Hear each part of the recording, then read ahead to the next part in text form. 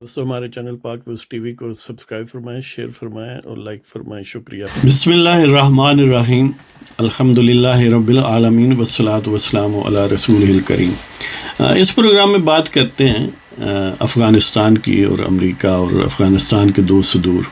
جیسا کہ آپ نے خبروں میں دیکھا ہوگا کہ افغانستان میں یک وقت جو پچھلے سال ستمبر میں موسٹ پروبیبلی الیکشن ہوئے تھے،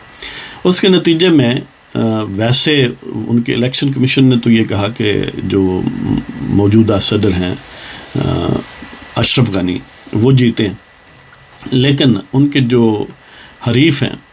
عبداللہ جو پہلے چیف ایگزیکٹو تھے افغانستان کے، یعنی اشرف غنی صدر تھے اور وہ چیف ایگزیکٹو تھے، گویا ایک لیس اختیارات والے وزیر اعظم تھے۔ انہوں نے اشرف غنی کی جیت کو ماننے سے انکار کر دیا اور یہ کہا کہ یہ فراڈ ہے، ہم جیتے ہیں۔ لہذا انہوں نے بھی حلف اٹھایا اور اشرف غنی نے بھی حلف اٹھایا۔ ایک ہی شہر میں دیکھیں یعنی ایک ملک ہے، دو صدر ہیں اور ان دونوں کو ملا کے سارے ملک میں سے کوئی زیادہ سے زیادہ 35% حصے پر ان کا قبضہ ہے، یعنی وہ پھر 17% کر لے، وہ بھی زیادہ تر اربن ایریا۔ اور اس کے ساتھ دوسری ظاہر ڈیولپمنٹ کہ مزاحمت کاروں یا طالبان اور امریکہ کے درمیان معاہدہ ہوا، اگرچہ اشرف غنی نے اس میں مینگنی ڈالنے کی کوشش کی ہے، لیکن شاید ان کا دباؤ کام آیا ہے امریکیوں کا، یا وہ اس اناگورل سیریمنی میں ان کی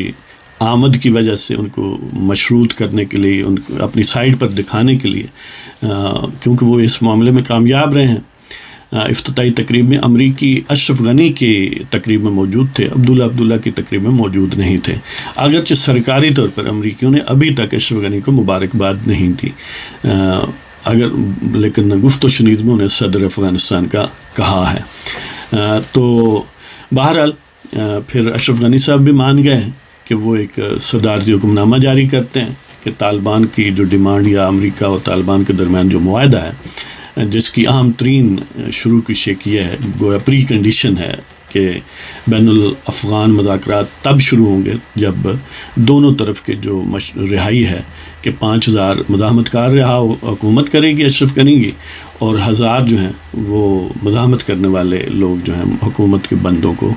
یا ان کے اتحادیوں کو رہا کریں گے۔ پہلے اشرف غنی نے اس میں تعامل کا مظاہرہ کیا، لیکن اب مان گئے ہیں، تو وہ گویا ابھی یعنی آج یہ جب آپ کے پاس ویڈیو جائے گی شاید صدارتی حکم نامہ جاری ہو چکا ہو، یا کر دیں گے چند گھنٹوں میں یا 1 دن میں 2 دن میں۔ اور اس کے ساتھ یہ ہے کہ امریکیوں کی گویا واپسی شروع ہو گئی ہے بعض اطلاعات کے مطابق، تو اس کا مطلب یہ ہے کہ امریکی اس دفعہ بڑے سنجیدہ ہیں اس معاملے میں۔ 18 مہینے مذاکرات ہوئے، آپ کو پتہ ہے کہ ایک دفعہ ایبرپٹلی اس کو ختم بھی کیا گیا، لیکن پھر ایز ایکسپیکٹڈ ان کو شروع کیا گیا اور کنکلوڈ کیا گیا۔ تو یہ اب یقینی ہے کہ امریکی جو ہیں وہ وہاں سے بوری بسرا لے جا رہے ہیں، اور اس پروسیس کو انلیس کہ بڑا کوئی ان ایکسپیکٹڈ صورتحال پیدا ہو جائے، شاید وہ کمپلیٹ کریں گے۔ اور کمپلیٹ کرنے کے ساتھ ہی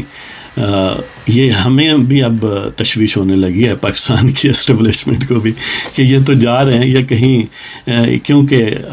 حالات بہرحال سموتھ نہیں ہیں، کہ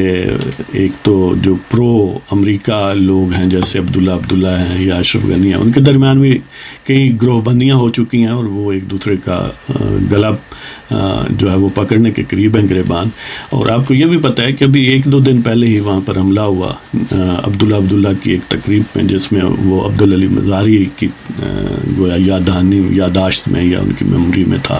ایک فنکشن، تو اس میں کئی درجن لوگ مارے گئے، لیکن عبداللہ بہرحال بچ گیا۔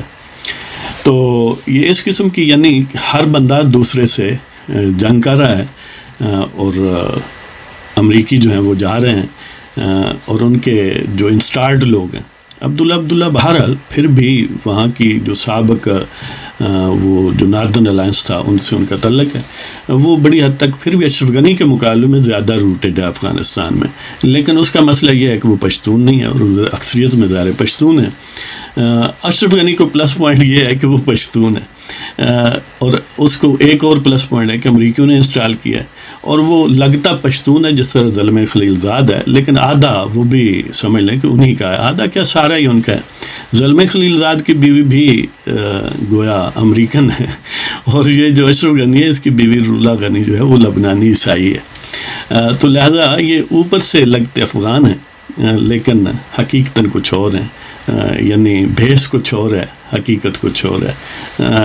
اب آل سامری ہمارے ہاں بھی کچھ ملتے جلتے ہیں۔